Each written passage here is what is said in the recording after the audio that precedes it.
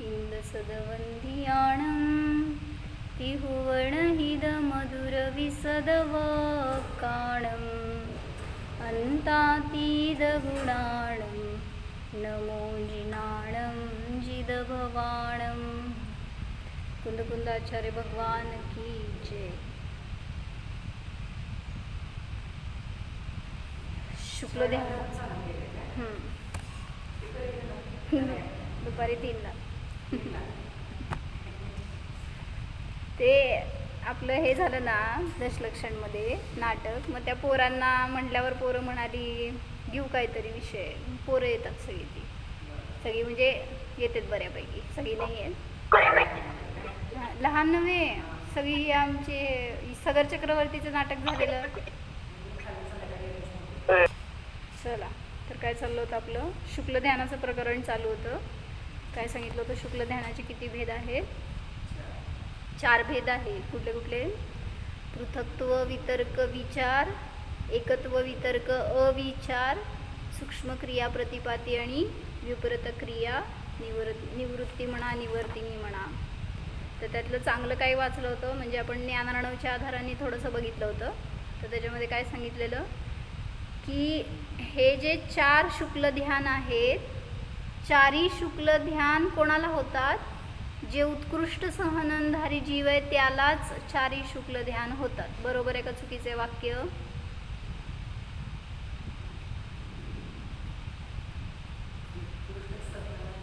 म्हणजे वज्रऋषभनाचं सहनन असलेल्यालाच, ज्याला वज्रऋषभनाचं सहनन आहे त्यालाच 4 शुक्ल ध्यान होतात.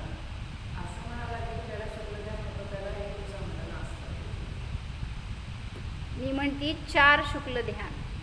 4थं शुक्ल ध्यान ज्याला होणार त्याला नियमाने वज्रऋषभनाचं असायलाच पाहिजे.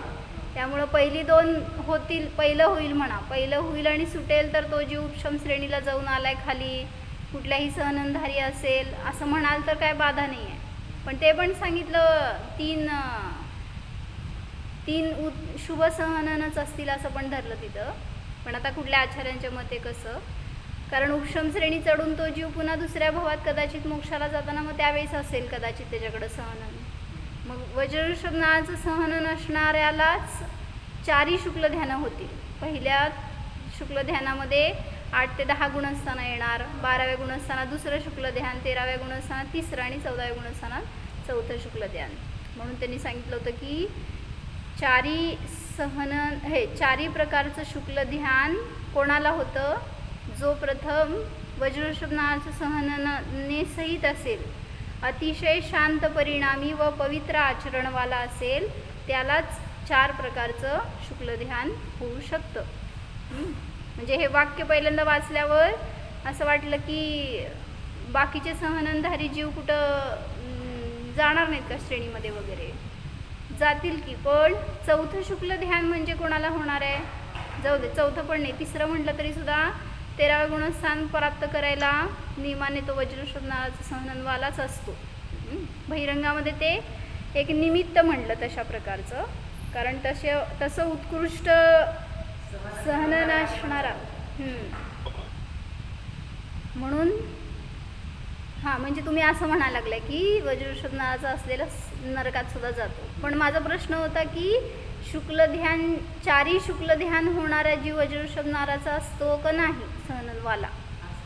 तर असायलाच पाहिजे असं कंडिशन आहे त्यासाठी. हे एवढंच कळलं होतं मागच्या ह्याच्यावरनं. पुढं घेतलं होतं काय की जो आत्मा मात्र सन्मुख हुआ चित्त क्रिया और इंद्रियों से रहित होकर ध्यान धारण के विकल्प से भी युक्त हो चुका है. मैं ध्याता हूँ, परमात्मा ध्येय है और उनका चिंतन ध्यान है, इस प्रकार के विकल्प से भी रहित हो चुका है, वह शुक्ल ध्यान कहलाता है. म्हणजे शुक्ल ध्यानामध्ये अशा प्रकारचं सुद्धा विकल्प नाही, मी ध्यान, ध्याता, ध्येय कोण आहे वगैरे कुठल्याच ध्यानात. आता म्हणा की इथं कुठं खाली विकल्पाच्या भूमिकेमध्ये करेल कदाचित तसं चिंतन. त्यामुळं इतर ध्यानांच्या वेळी धर्मध्यानामध्ये वगैरे म्हणून तर मग आलंबन त्यांना घेतलं, किंवा आता इवन पृथक्त्व वितर्क विचारमध्ये पण त्यांनी घेतलं ना ते ध्यान जेव्हा करतोय तो जीव, त्यावेळेस तिथं अबुद्धिपूर्वक दशेमध्ये अरिहंतांवरून सिद्धांचा विचार होईल, सिद्धांवरून आचार्यांचं, असं कदाचित तिथं पण संक्रांती होईल की. मग सगळ्या प्रकारची संक्रांती पण सांगितली तिथं, अर्थ संक्रांती, व्यंजन संक्रांती आणि योग संक्रांती. घेऊ आपण ते, आलं इथं पुढं विस्तार पुढं. तर सांगितलं अशा प्रकारची संक्रांती जिथं आहे तिथं शुक्ल ध्यान आहे, पहिलं शुक्ल ध्यान. पण कसं आहे ते अबुद्धिपूर्वक दशेमध्ये काय म्हणायचं, परिवर्तनशील आहे असं घेतलं. आणि जे पुढं जाणार ना, म्हणजे त्यांनी असं घेतलंय म्हणून आपण घेतलं होतं त्या दिवशी, पृथक्त्व वितर्क विचार आहे ते 3 योगवाल्या जीवांना असतं. 3 योग कुठले? मनोयोग, वचनयोग आणि काययोग. 3 योगवाल्या जीवांना पृथक्त्व वितर्क विचार म्हणजे पहिलं शुक्ल ध्यान आहे. दुसरं शुक्ल ध्यान 1 योगवाल्या जीवांना असतं, म्हणजे 12व्या गुणस्थानामध्ये जो जीव आहे तिथं योग संक्रांती थांबली. आता ज्या योगात त्यांनी ते सुरू केलंय ना ध्यान, त्याच योगामध्ये शेवट करतो. अंतर्मुहूर्ताचा काळ असतो, त्यामुळं भलेही खाली सुद्धा अंतर्मुहूर्तच आहे 8व्या 9व्या 10व्या गुणस्थानात सुद्धा, तरी सुद्धा सांगितलं की तेवढ्या काळातही तो एका अर्थावरून दुसऱ्या अर्थावर, द्रव्यावरून गुणावर, पर्यायावर, किंवा कदाचित एका योगातून दुसऱ्या योगात असं सुद्धा संक्रमण करतो. म्हणजे फार सूक्ष्म आहे, काय असं कथन येणार नाही पहिल्या शुक्ल ध्यानामध्ये. पृथक्त्व वितर्क विचार संक्रांती आहे. हां हां, मग विचार म्हणजेच घेतलं संक्रांती. म्हणजे म्हणून त्यांनी घेतलं ना, पृथक्त्व म्हणजे भिन्नता, वितर्क म्हणजे श्रुतज्ञान, आणि विचार म्हणजे संक्रांती म्हणा, बदलणे म्हणा.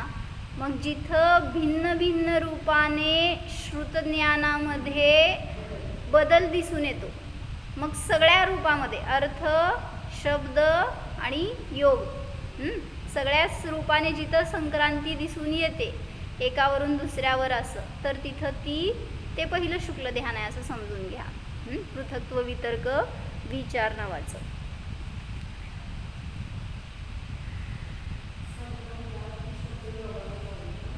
अर्थ, व्यंजन आणि योग म्हणा, किंवा व्यंजन म्हणजे शब्द. योगमध्ये मन वचन काय येणार? अर्थ संक्रांती, व्यंजन संक्रांती आणि योग संक्रांती असे 3 टाईप घेतलेत ना त्याच्यामध्ये. तर एका योगावरून दुसऱ्या योगावर जाईल, एका द्रव्यावरून दुसऱ्या द्रव्यावर, द्रव्यावरून गुणावर, अशा प्रकारे कशीही संक्रांती दिसून येऊ शकते. असे उपयोग बदलला तरी ध्यान तुटत नाही. म्हणजे जरी तिथं परावर्तन चालू आहे तरी सुद्धा ध्यानामध्ये खंड पडत नाही, अशी ती अविरल धारा जी आहे तिथं त्याला म्हणलं पृथक्त्व वितर्क विचार. तर क्रमाने जाऊ म्हणजे कळेल. अजून काय प्रश्न आहे का? शब्दावरून, एका शब्दावरून दुसऱ्या शब्दावर, एका शब्दावरून दुसऱ्या शब्दावर गेला. अरिहंत शब्द घेतले, अरिहंतावरून सिद्ध घेतला, किंवा मी शुद्ध आहे, शुद्धवरून एक आहे, असं शब्द व्यंजन बदलले त्याच्यामध्ये फक्त. बुद्धिपूर्वक तर विषय बदलणार नाही. मग तिथं सांगतायत की पृथक्त्व वितर्क विचार आणि एकत्व वितर्क अविचार हे 2 ध्यान छद्मस्थांना होतात. लिहा काय म्हणले, पहिले 2 ध्यान आहेत ते छद्मस्थांना होतात, आणि पुढचे 2 ध्यान आहेत ते केवलींना होतात. कुठले? सूक्ष्म क्रिया प्रतिपाती आणि विपरीत क्रिया निवृत्ती. हे पुढचे 2 ध्यान आहेत ते केवलींना होतात, आणि पहिले 2 ध्यान आहेत ते श्रुतज्ञानीला म्हणा किंवा छद्मस्थ जीवांना. म्हणून त्याच्यामध्ये बदल दिसून येतो, काय म्हणायचं, क्षयोक्षम रूप ज्ञान दिसून येतं. पण जे पुढचे 2 ध्यान आहेत ते केवल ज्ञानींना होतात.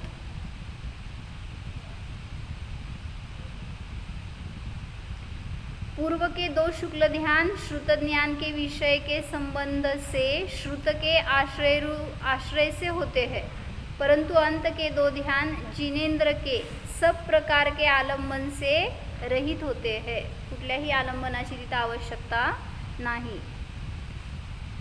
प्रथम जे पृथक्त्व वितर्क शुक्ल ध्यान आहे, तर त्याच्यामध्ये पृथक्त्व म्हणजे नानात्व, नानापणाने जे सहित आहे ते ध्यान. आणि दुसरं आहे ते एकत्व रूप आहे, म्हणजे त्याच्या विरुद्ध म्हणा. पृथक्त्वाच्या विरुद्ध एकत्व रूप जे ज्ञान आहे, ध्यान आहे, त्याला म्हणलं एकत्व वितर्क अविचार. मग त्यांनी कसं घेतलं वाचते. प्रथम पृथक्त्व वितर्क नाम का शुक्ल ध्यान वितर्क विचार और पृथक्त्व से सहित कहा गया है, और दूसरा उससे विपरीत है. कुठला दुसरं? एकत्व वितर्क. हां, वह एकत्व अभेद पद से चिन्हित होकर वितर्क से सहित और विचार से रहित है. मला जरा असं बोर्ड द्या की मी समजवतो. ते सगळं कनेक्शन असल्यामुळं ना मला तिथं शिवायला येईल. काय सांगायला लागले?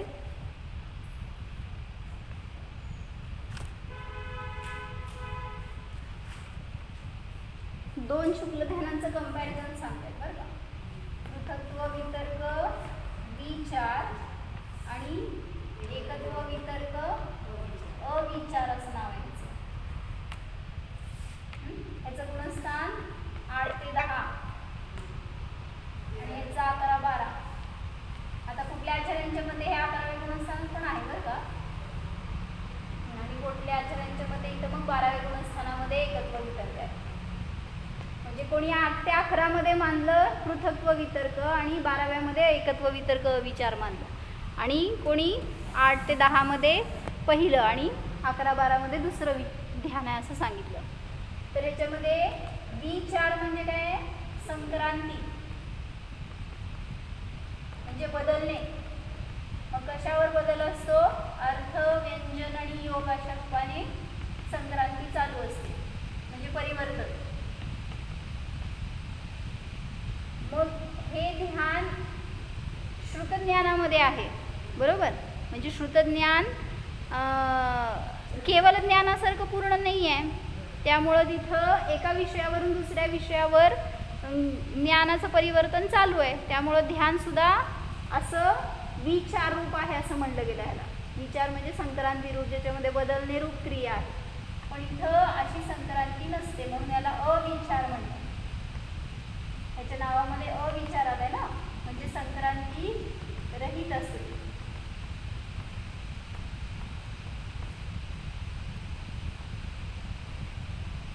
आणि इथं काय सांगितलं? पृथक्त्व म्हणजे नानापणा आहे, आणि एकत्व मध्ये एकपणा आहे, म्हणजे तिथं नानापणा नाही. इथं जसं विषय बदलणार आहे ना, याच्यावरून त्याच्यावर, त्याच्यावरून याच्यावर, किंवा एका योगावरून दुसऱ्यावर, तसं इथं नाही. म्हणजे सांगायचं आहे अंतर्मुहूर्त काळपर्यंत हे ध्यान अरिहंत या एकाच विषयावर स्थिर राहील. मनोयोग घेतला असेल, त्याच्यानी सुरुवात झाली असेल त्या ध्यानाला, तर मनोयोगातच राहणार ते शेवट होईपर्यंत. म्हणजे त्याचा अंतर्मुहूर्त जे ध्यानाचा काळ आहे ते संपेपर्यंत त्याच योगावर स्थित राहणार. आणि जेव्हा 12व्या गुणस्थानाचा काळ संपणार तेव्हा योग तिथं कशाला अजून 13व्या गुणस्थानाच्या शेवटी योग निर्माण. अजून 3 योग आहेत ना पुढं.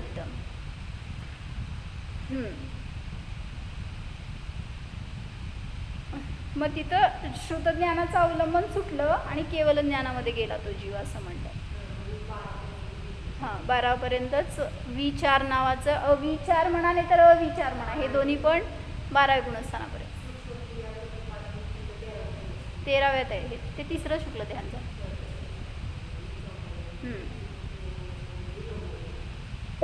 हां बोल ना. म्हणजे दोन्ही पण पृथक्त्व वितर्क आणि एकत्व वितर्क दोन्ही मध्ये श्रुतज्ञानाचं अवलंबन आहे. फक्त नानापणा आहे की नाही त्याच्यावरून डिफरन्स आहे. बरोबर. संक्रांती आहे ना, पहिल्या शुक्ल ध्यानामध्ये नानापणा आहे म्हण, किंवा संक्रांती आहे, बदल आहे. तसा बदल इथं नाही आहे. योगामुळे डिफरन्स. योगच नाही सगळंच की. इथं विषय सुद्धा, आता इथं म्हणलं ना, अर्थ म्हणजे काय? द्रव्य, द्रव्यगुण पर्याय म्हण, व्यंजन म्हणजे शब्द, आणि योग, या सगळ्यांची संक्रांती चालू असते. द्रव्यावरून गुणावर गेला, गुणावरून पर्यायावर गेला चिंतन करत, असं बदल होऊ शकतो. मनोयोगातून वचन योगात गेला, काय योगात गेला, असं काही तिथं स्वतःहून फिरवतोय उपयोग असं नाही आहे, चालू आहे ती क्रिया. त्याचं परिणमन जसं असेल तसं तो त्या योगाच्या अवलंबनामध्ये गेला. म्हणून तिथं संक्रांती झाली असं म्हटलं. म्हणून हे विचार रूप ध्यान आहे म्हटलं. आणि इथं तशी संक्रांती होत नाही.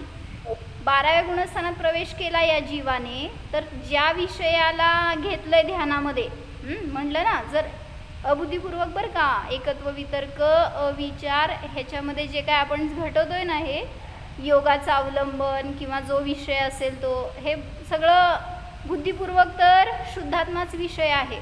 त्याच्यामध्ये तर या पहिल्या शुक्ल ध्यानापासून भेद नाही आहे, कारण श्रेणी आरूढ जीव आहे तो शुद्धात्मानुभूतीमध्येच आहे. मग तिथं सांगितलं, म्हणून जर मनोयोगामध्ये असेल तर सुरुवात जेव्हा केली 12व्या गुणस्थानाला, तर मनोयोगामध्ये असेल तर ते ध्यान संपेपर्यंत तो अंतर्मुहूर्त काळ तो मनोयोगातच राहणार. असं थोडंसं वाचू इथं आपण, अजून तुम्हाला समजेल खुलासा. ज्ञानार्णवमध्ये आलंय गुणस्थान 13 होगाच ना. गुणस्थान अजून इथं सांगितलं ना 8 ते 10 मध्ये पहिलं शुक्ल ध्यान आहे, 11व्या 12व्या गुणस्थानात दुसरं शुक्ल ध्यान आहे, 13व्या गुणस्थानामध्ये तिसरं आणि 14व्या गुणस्थानामध्ये चौथं शुक्ल ध्यान असतं. ते पुढं घ्यावं म्हटलं अजून मी. काल मागच्या वेळी दाखवलं होते चारी पण लिहून मी.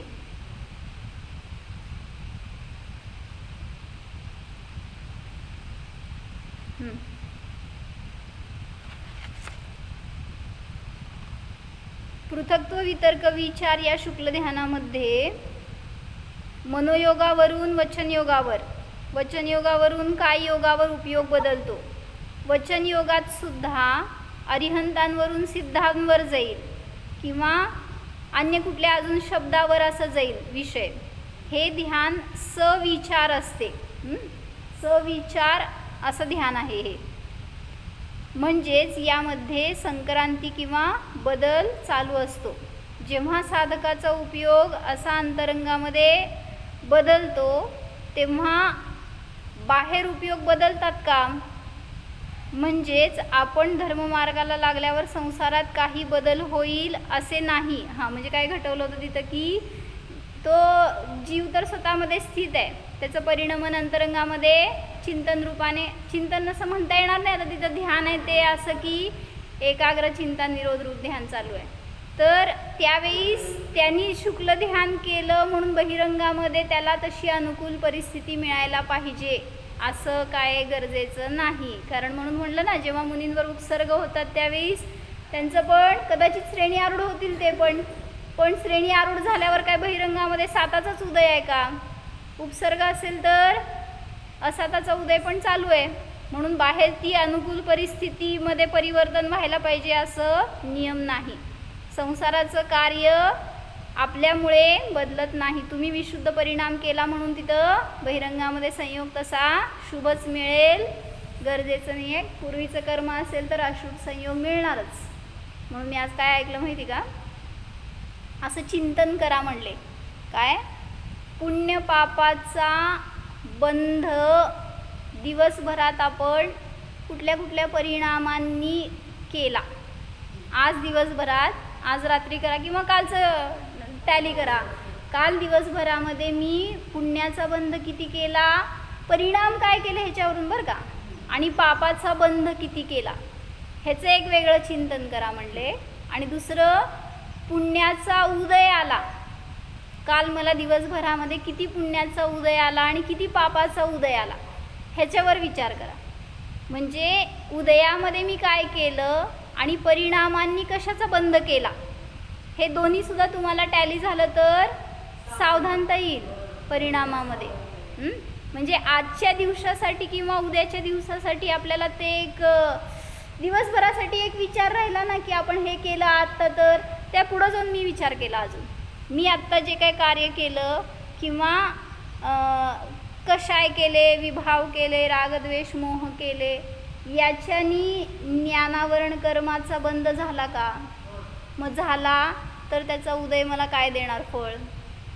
सगळीकडेच बघा ना, ज्ञानावरण कर्म असू दे, मोहनीय असू दे, नामकर्म असू दे, मी या परिणामात आयुबंध केला तर जे काय मी आत्ता उच्चारण केले, काय कोणाला शिवी दिली असेल, आम्हा सांगतात ना कोणाला गाढव म्हणला आणि त्याच समयामध्ये आयुबंध झाला तर कोण गाढव झालं हो?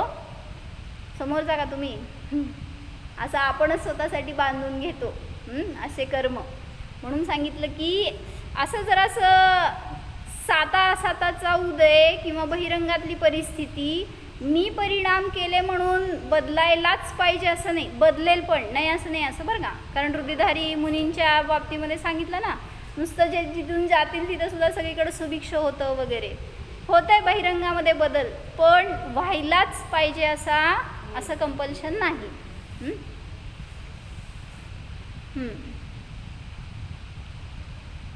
तर म्हणून घेतलं काय, आपण धर्म करतोय, आपण ध्यान करतोय म्हणून काय संसारामध्ये बदल व्हायला पाहिजे असं नेसेसरी नाही. संसाराचं कार्य आपल्यामुळे बदलत नाही. जेथे अतिविशुद्ध परिणाम असतात, जेथे कर्मांचा उपशम व क्षय होतो आणि जेथे लेशासुद्धा शुक्ल असते, अशा ठिकाणीच शुक्ल ध्यान होते असं सांगितलं कार्तिकी अनुप्रेक्षामध्ये. काय काय म्हणले? मोहनीय कर्माच्या बाबतीमध्ये समजून घ्या, एकतर उपशम असेल किंवा क्षय असेल. चारित्र मोहनीय कर्माचा उपशम झाला असेल तर उपशम श्रेणी चढणार आणि क्षय झाला असेल तर क्षपक श्रेणी चढणार. त्यामुळं त्या मोहनीय कर्माचा उपशम किंवा क्षय असेल, अतिविशुद्ध परिणाम सहित असेल आणि ज्या ठिकाणी लेशासुद्धा शुक्लच असेल, अशा ठिकाणी त्या जीवाला शुक्ल ध्यान होते.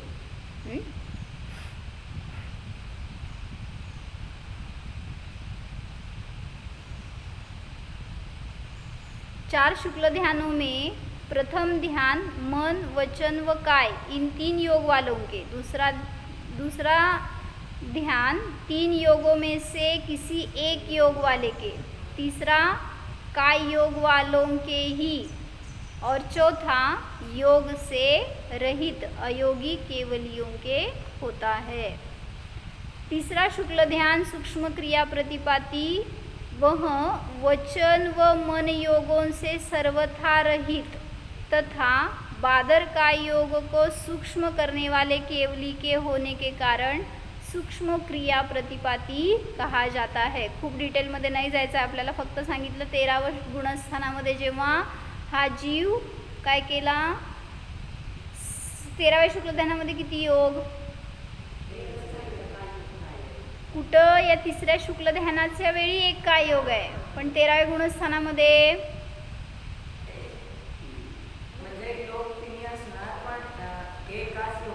हां नाही कुठं घ्यायचं मग, जेव्हा मनोयोग आणि वचनयोग संपला, योग निरोध सुरू केला ना जेव्हा तिथं, तेव्हा बादर काय योगावरून जेव्हा सूक्ष्म काय योगामध्ये परिवर्तन सुरू झालंय, तेव्हा बाकीचं सगळं संपलं. श्वासोश्वास संपला किंवा काय म्हणायचं, संपला म्हणजे परिवर्तन, बादरवनमधनं सूक्ष्ममध्ये गेलं, परत मनोयोग बादरमधून सूक्ष्ममध्ये गेला, वचनयोग बादरमधून सूक्ष्ममध्ये गेला आणि शेवटी जेव्हा बादर काय योगातून सूक्ष्म काय योगामध्ये जातो ना, त्यावेळी तिथं ते हे शुक्ल ध्यान आहे. म्हणजे काय म्हटलं, 13व्या गुणस्थानामध्ये एवढा काळ आहे 13व्या गुणस्थानाचा समजा, तर एवढा काळ गेला. इथं जेव्हा शेवटच्या, आता नक्की मला नाही माहिती अंतर्मुहूर्त वगैरे आहे का काय, काळ बघावं लागेल, तेवढ्या काळामध्ये योग निरोध केला म्हणजे समजून घ्या की त्याच्यानंतर किती काळ राहिला त्याचा. योग निरोध चालू असताना हां, मग त्यामध्ये पण योग निरोधमध्ये पण सगळे बाकीचे योग झालं, त्याचा योग निरोध झाला. आता फक्त राहिलं शेवटचं सूक्ष्म काय योग, त्याचा जेव्हा अंत होणार तेव्हा ते 14व्या गुणस्थानामध्ये जाणार. मग ती जी शेवटची क्रिया आहे ना, तिथं फक्त ते 13व्या गुणस्थानात शेवटी 3रं शुक्ल ध्यान आहे. कुठलं? सूक्ष्म क्रिया प्रतिपाती. काय काय आहे अजून, काय योग आहे अजून,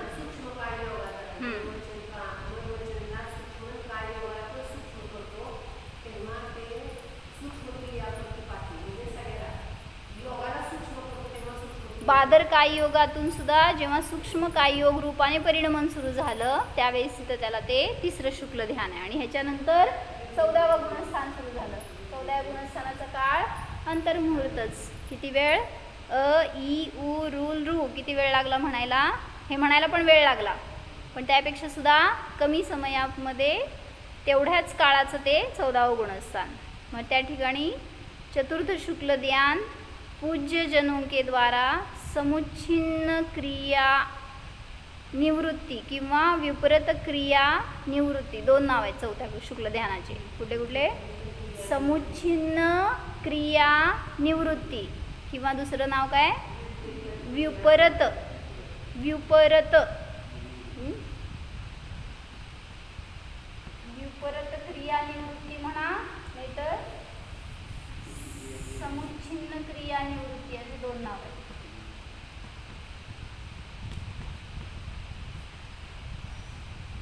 चौथं शुक्ल ध्यान.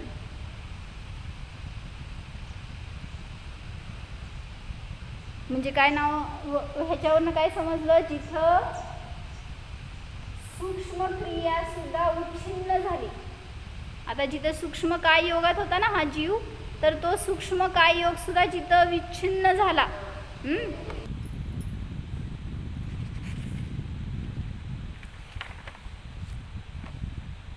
जिस ध्यान में, आता पहिलं शुक्ल ध्यानाबद्दल सांगितलं. जिस ध्यान में द्रव्य पर्यायादि विषयक भेद बुद्धि के साथ वितर्क का विचार रहता है वह ध्यान सवितर्क सविचार है. म्हणून याचे भेद करत असताना हे ध्यान कसं आहे?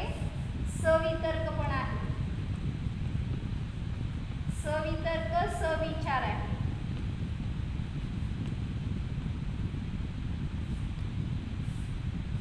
आणि हे ध्यान सवितर्क अविचार रूप आहे असं घेतलं ना. जिस ध्यान में द्रव्य पर्यायादि विषयक भेद बुद्धि के साथ वितर्क का विचार रहता है वह ध्यान सवितर्क सविचार और सपृथकत्व माना जाता है. सगळे हे नावावरून घेतलं. सपृथकत्व सविचार सवितर्क सविचार. आणि आता इथं घेणार एकत्व वितर्कमध्ये जिस ध्यान में अभेद के साथ उस वितर्क का विचार नहीं रहता उसे विद्वान पुरुष वितर्क सहित व विचार रहित. त्यामुळे याचं नाव काय घेतलं? सवितर्क अविचार.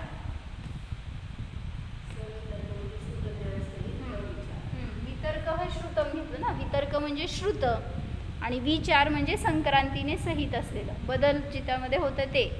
मग ते एकत्व वितर्क जे आहे ते त्याच्यामध्ये संक्रांती रूप परिणमन नाही. उनमें पृथकत्व का अर्थ नानात्व, वितर्क का अर्थ श्रुत ज्ञान कहा जाता है. अर्थ व्यंजन और योग के परिवर्तन को विचार माना गया है.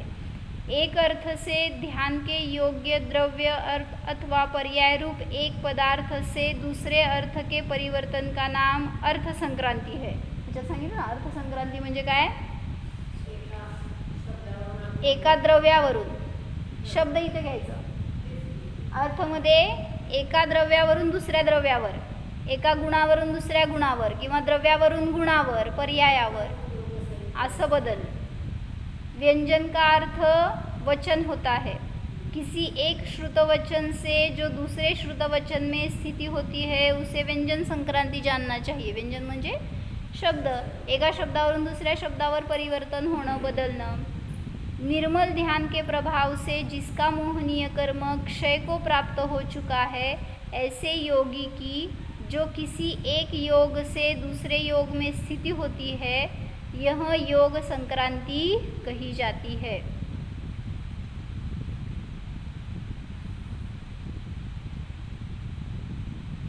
जिस प्रकार मैल के हट जाने पर स्वच्छ हुआ वस्त्र शुक्ल कहा जाता है उसी प्रकार राग द्वेष रूप मैल के दूर हो जाने पर जो निर्मल आत्म परिणति होती है उससे संबद्ध ध्यान शुक्ल ध्यान कहलाता है.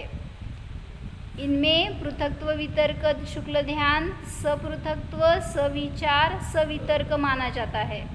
कारण इसका यह है कि इस ध्यान में प्रवृत्त हुआ योगी एकाग्र चित्त होकर राग द्वेष व मोह को उपशांत करता हुआ बाह्य व अभ्यंतर द्रव्य पर्यायों का ध्यान करता है.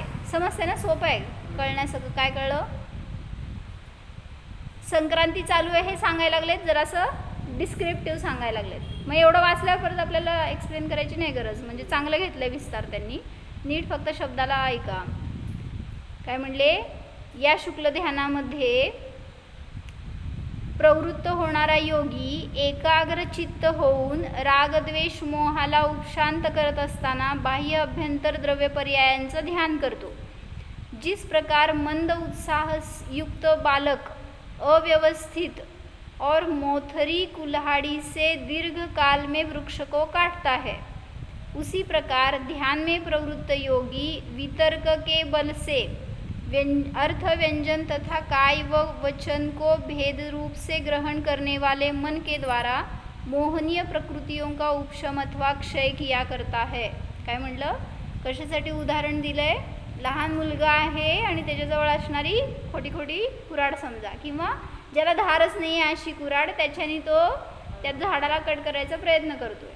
तसंच योगी आपल्या काय म्हणायचं बाकीच्या शुक्ल ध्यानाच्या अपेक्षेने हे चंचल आहे. हां, मग या अशा चंचल उपयोगाच्या द्वारे तो त्या कर्मांना नष्ट करण्याचा पुरुषार्थ करतोय. होईल थोडंसं कर्म नष्ट होईल नाही असं नाही, पण पुढच्या स्थिरतेच्या अपेक्षेने याची स्थिरता कमी आहे असं दाखवायचं आहे, कारण संक्रांती आहे ह्याच्यामध्ये. वह हीन शक्ती के कारण एक योग से दुसरे योग का. योगाचं परिवर्तन का होत असतं? शक्तीची हीनता असल्यामुळे बरं का. हे कारण चांगलं सांगितलं. काय?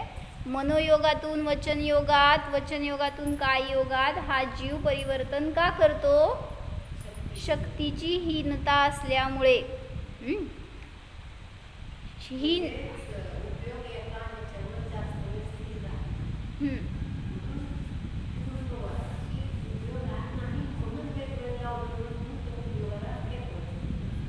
जातो असं तो उपयोग तो बुद्धिपूर्वक तर हलवत नाही आहे. फक्त जेवढी शक्ती स्थिर असेल तेवढं तुम्ही उभारून ध्यान करा बघू थोडंसं. किती वेळ उभारून ध्यान करतो आपण? शक्तीची स्थिरता जेवढी आहे तेवढं राहणार. परत नंतर आपोआप तुमचं आसन बदलते. बसून सुद्धा आपण लय वेळ ध्यान करत नाही. करतो का? किती वेळ ध्यान करतो काका? रिखव काका. असं बसून स्थिर म्हणजे निश्चल अविचल. जरा सुद्धा आपल्यामध्ये हालचाल नाही व्हायला पाहिजे. जरा बसा की असं बघायचं. असं बस भगवान कसं बसलेत ना, ते मुनी असे स्थिर बसून ध्यान करतात. आपल्याला काय धाड झाली मग? असं काय आपल्याला अनंत काळासाठी नाही बसायचं. 15 मिनटं बसा, अर्धा तास बसा. त्या योग निरोध तुमच्या अपेक्षेने योग निरोध बरं का तो. आता काय योग निरोध? फक्त मनवचन पण नाही, फक्त निरोध म्हणणं उपचार सांगायला बरं का मी. आपलं निरोध म्हणजे बाकीच्या हालचालींचा निरोध एवढ्या अपेक्षेने. हां, कारण जितकं सांगितलं ना तुमच्या अंगाची हातापायाची शरीराची जितकी एवढीशी जरी हालचाल झाली ना तरीसुद्धा कर्मांचा आश्रव भयंकर होतो. आश्रव आणि बंद सतत चालू आहे. जितकी शरीराची हालचाल असणार तितकी. मग कोणाकोणाला सवय असते ध्यानात बसले असं असं असं करायचं, हातपाय हलवायचे, नाहीतर असं असं मान हलवायची, किंवा काय लय वेगवेगळ्या प्रकारचे ध्यान असतात सगळ्यांचे. माहिती आहे का? माहिती आहे ना? माझ्यापेक्षा जास्त मला माहिती आहे. माझे डोळे बंद असतील, तुमचे डोळे उघडे असतील सगळ्याचे. म्हणजे कोण मान वाकडी करून बसतं असं, किंवा कोणाचं एकदम खाली मान घालून बसतं. काय काय वेगवेगळे प्रकारचे ध्यान असतात सगळ्याचे. मग तो उपयोग कुठं राहिला हो? शरीरामध्येच राहिला. मग त्या काय योगातून सुद्धा ज्यांनी आपला उपयोग काढून घेतलाय असे ते मग शुक्लध्यानी पुढं सरकतात. मग मला म्हणायचं आहे की त्या शरीराला थोडं वेळ ठरवून निश्चल बसा. जेवढा वेळ पण तुम्हाला शक्य आहे ना, मी 5 मिनिट विदाऊट मुवमेंट असं बसणार स्थिर. आणि बस डोळ्यासमोर आपले अरिहंत भगवान असावे. ते बसते तर मी पण बसू शकतो. चव दे ना डास थोडंसं. काय बिघडलं इतकं तुमचं? किती रक्त जाणार आहे? पण नाही लगेच त्याला असा नाही हात बीत उचलला नाही बरं का. आम्ही काय केलं, नुसताच अंग हलवलं. जरासं शिवरिंग झालं तरी सुद्धा ते उडून जातं ना. मग एवढी आपल्यात जर ताकद नाही आहे तर कुठं योग निरोध करणार मग तुम्ही? नाही नाही नाही नाही नाही नाही उगीच आपलं कारण सांगू नका. केलंच पाहिजे ना. हां, बुद्धिपूर्वक आपण हे प्रयत्न करायलाच पाहिजे. बाहेरच असतो आपण. काय म्हणली ग? मी नाही ऐकलंय. परत बोल राणीताई. बुद्धिपूर्वक आपण हे रोज थोडं थोडं प्रयत्न करायलाच पाहिजे ना. बरोबर. म्हणजे जेव्हा ध्यान करताना त्यावेळेस तुम्ही कोणाचं ध्यान केलं सांगा. डास चावू लागलेला आहे, कोणाचं ध्यान झालं हो? त्या डासाचं झालं, त्याच्यातून माझ्या शरीराचं झालं, आणि ते शरीर म्हणजे मी हे ध्यान झालं, आणि त्याच्यातून मला दुःख होतंय. मग ध्यान कोणाचं करायला बसला होता? शरीराचंच ध्यान करायचं होतं का तुम्हाला? मग त्यातनं तर उपयोग काढायचे म्हणून तर ध्यानाचं अवलंबन घेतोय. म्हणून बुद्धिपूर्वक पुरुषार्थ करा आणि आपला उपयोग स्वतःमध्ये जोडा, तर आत्मा दिसणार, तर कुठंतरी आपल्याला थोडंसं ध्यान होणार. त्याच्या निमित्तात कर्मांची निर्जरा आहे. ओम. जाणा.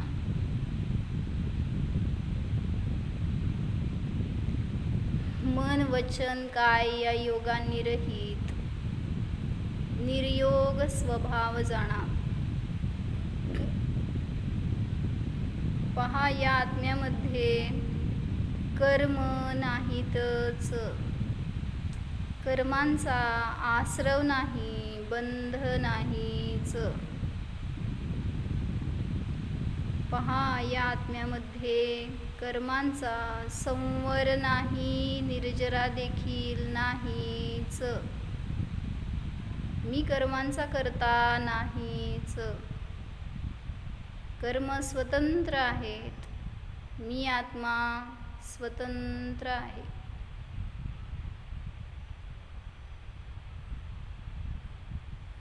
जाननहार स्वरूपोऽहम्,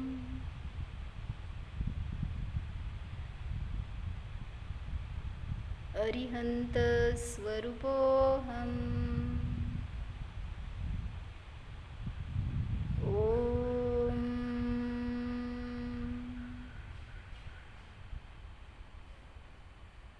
विसर. नमो